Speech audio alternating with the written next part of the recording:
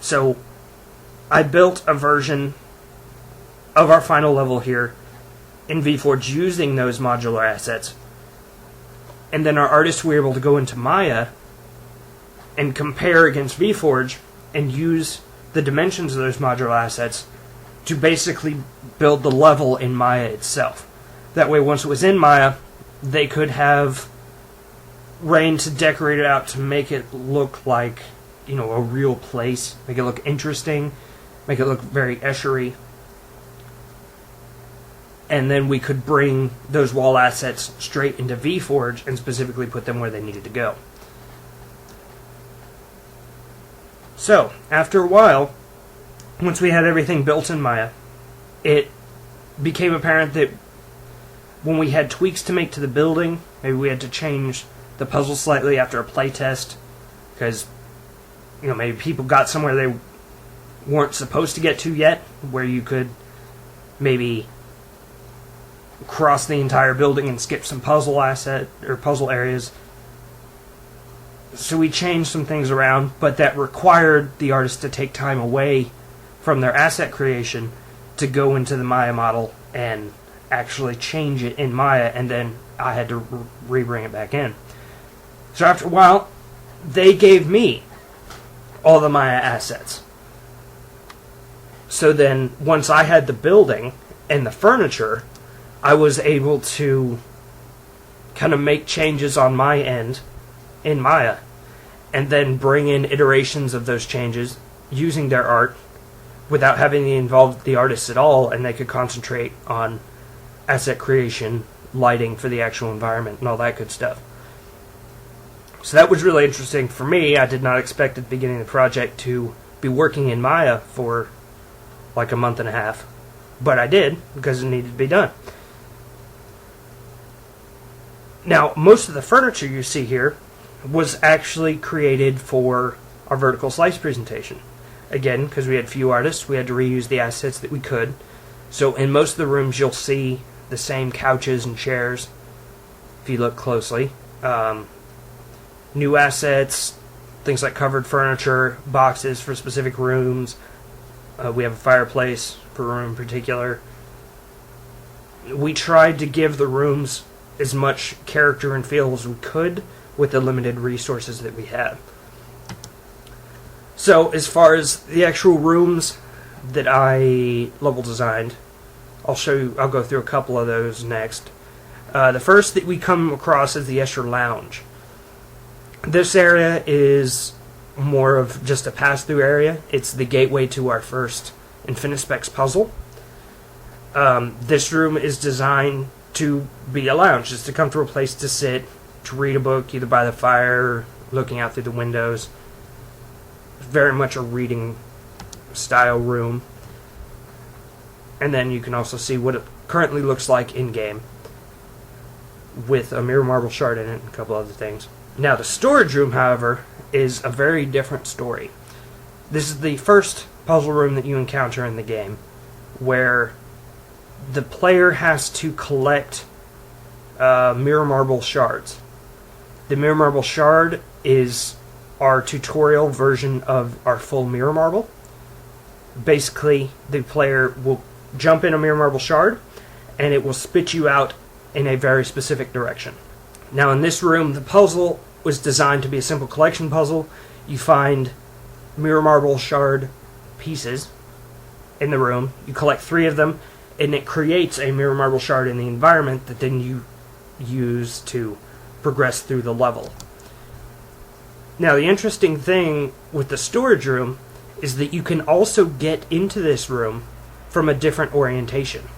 If you're further along through the level, there is a particular mirror marble that you can use where you can eventually make your way back down into this room, but instead of walking on the floor like you would in the beginning of the game, you are now walking along this side wall.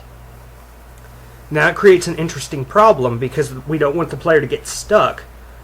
So we have to have a way for the player to still be able to collect all of the mirror marble pieces and solve the puzzle and be able to escape the room.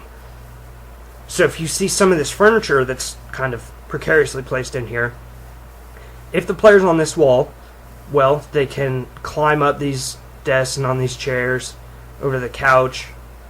They can jump up and get the mirror shard up here, and then they can jump up this way onto the bed, climb up here and get this shard, and ultimately use the mirror marble shard that floats around the center of this space to then progress through the level.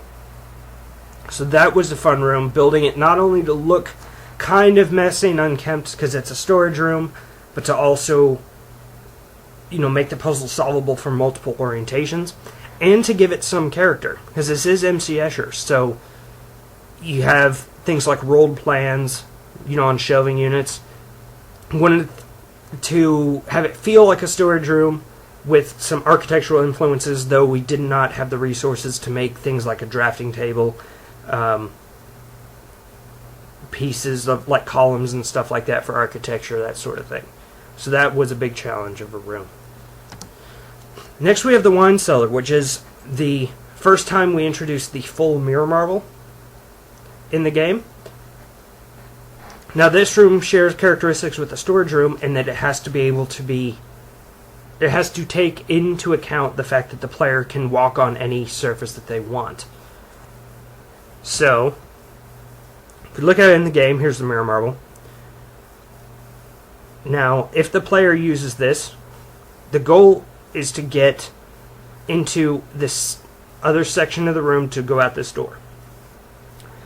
So, say the player uses the mirror marble and go on the floor. Well, they can't really do anything from the floor. There's a door that's locked here, and there's barrels and stuff in front of it.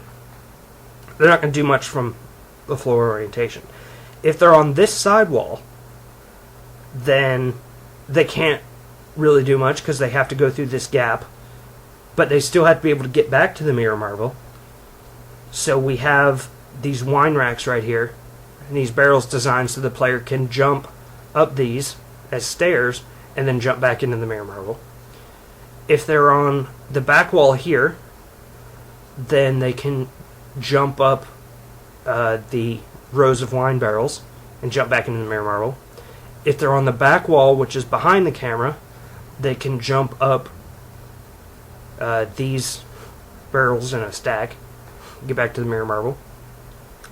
And if they go on the ceiling, well, that's fine, because they can walk through this gap into the second half of the room. But there's a second solution as well, where if you change the orientation to be on this back wall, you land on the lattice, and you can actually walk up and drop through this hole onto the back wall.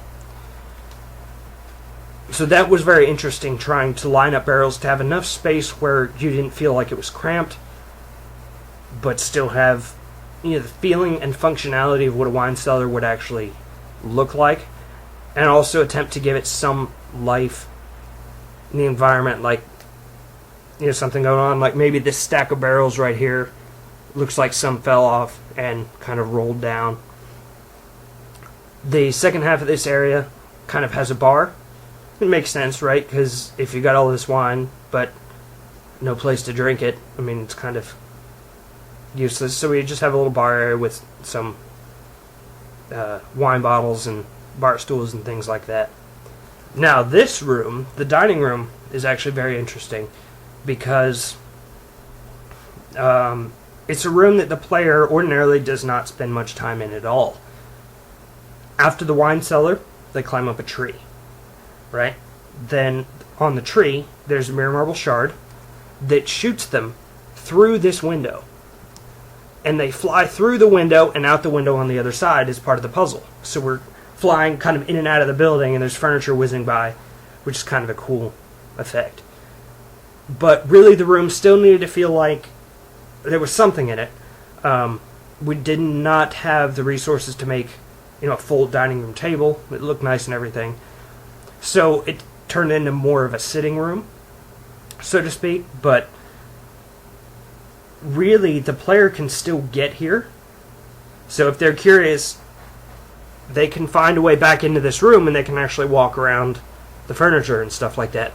So we wanted to make sure that even though we were just passing by this room under regular circumstances, that it still had assets in it to make it feel like it was a legitimate room. Like, we couldn't just make it empty. Now, the other thing is, if you probably noticed, but the room is upside down.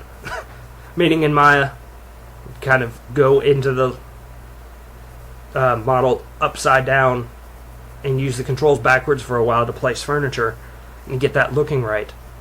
And there's a few other rooms. Escher's bedroom is also upside down like this, that just kind of give the game a unique feeling. Like, well, I'm clearly not in a regular room, or I'm in this room at the wrong orientation. So that's the gist of the level building that I did for Escherreal. There was a lot of building and rebuilding with the engine. A lot of that is because the documentation for this particular student license copy of VForge that the school had was not very descriptive. And a lot of what you read at the end of the day would amount to, well, that's possible. And, that opinion is not just mine, it's that of Havoc as well. We went to GDC while we were working on the project and talked to some of the representatives from them at the table and showed them kind of our vertical slice demo. And they're like, well, we have no idea how you were able to pull that off with that piece of technology. Because it's not their best version of VForge. And we had a lot of problems going through, particularly with the level building on my end. Again, I didn't have primitives for a long time, so I was having trouble, building anything concrete for a while, until I figured out how to bring in my own assets from Maya, in which case I was able to start playing around with stuff. Our mechanics were not exactly easy to implement, because, very few games do you change the way gravity works. So the engine just had default gravity set to what it would be in most games. We couldn't really change that, so we had to create some very interesting solutions for being able to get around that. And the same with the physics that we were using to simulate physics in the game.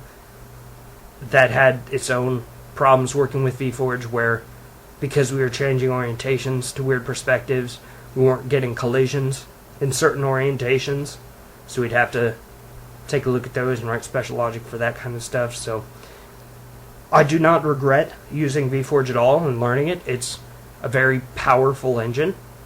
And the fact that you can, it's unlike UDK in that it's kind of more simple, so you can write kind of whatever plugins you want to do things, which is kind of cool.